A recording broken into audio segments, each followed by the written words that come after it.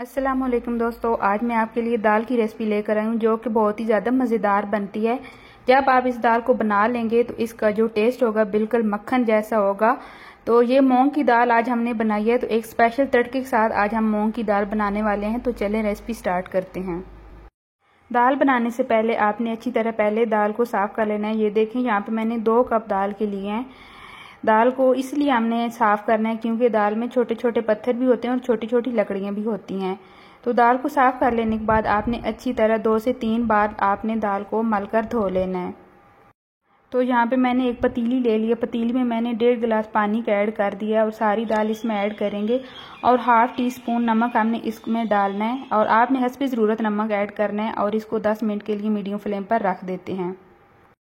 तो दाल को हम चेक कर लेते हैं। यहाँ पे इस स्टेज पे आके ये जो दाल होती है इसके ऊपर बहुत ज़्यादा झाग बनती है, इसलिए मैंने यहाँ पे मसाले ऐड नहीं किए थे।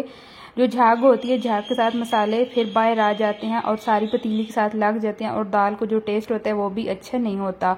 तो सारी झाग को मैंने निकाल लिया था। मैंने इसलिए वीडियो में नहीं दिखाया क्योंकि वीडियो बहुत ज़्यादा लंबी हो जाती है। यहाँ पर मैंने मसाले ऐड कर दिए हैं।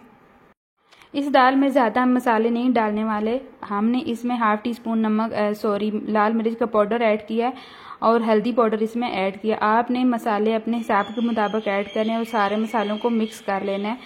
तो अभी दाल गली नहीं है, इसको गलने में थोड़ा टाइम लगेगा। यहाँ पे देख सकते हैं आपने अच्छी तरह मसालों को और दाल को मिक्स कर लेना है।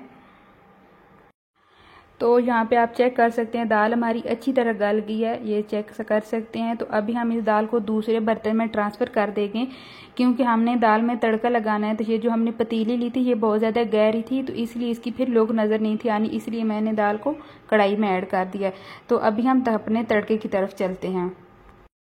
तो तड़का बनाने के लिए यहाँ पर मैंने पैन को रख दिया है और इसमें हमने हस्ब ज़रूरत ऑयल जो है वो ऐड करना है। मैंने जो छोटे वाला कप होता है वो मैंने ऐड किया है और लहसुन के मैंने 4 जवे ले लिए थे जिसको मैंने बारीक काट लिया। ये देखिए इसमें ऐड करेंगे। अगर आपके पास पेस्ट है लहसुन का वो भी आप ले सकते हैं। इसको हमने गोल्डन कर लेना है, थोड़ा सा हिलाएंगे ताकि ये जल्दी गोल्डन हो जाए। तो यहाँ पे मैंने 2 जो गोल वाली लाल मिर्ची होती हैं वो मैंने ऐड की हैं और मैंने हरी मिर्ची ऐड की हैं।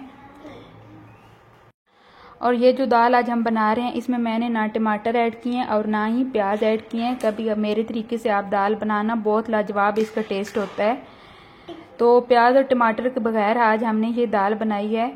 तो ये जो तड़का भी मैंने लगाया इसका बहुत अच्छा टेस्ट आता है। सफ़ेद ज़ीरा इसमें ऐड करेंगे। अगर आपके पास गरम मसाला है तो वो भी आप ऐड कर सकते हैं, लेकिन इस तरह ये जो दाल मैं बना रही हूँ सफ़ेद ज़ीरा इसमें अच्छा लगता है। अब हम तड़का लगा देंगे। ये देखें कितना अच्छा कलर आया हमारी दाल का।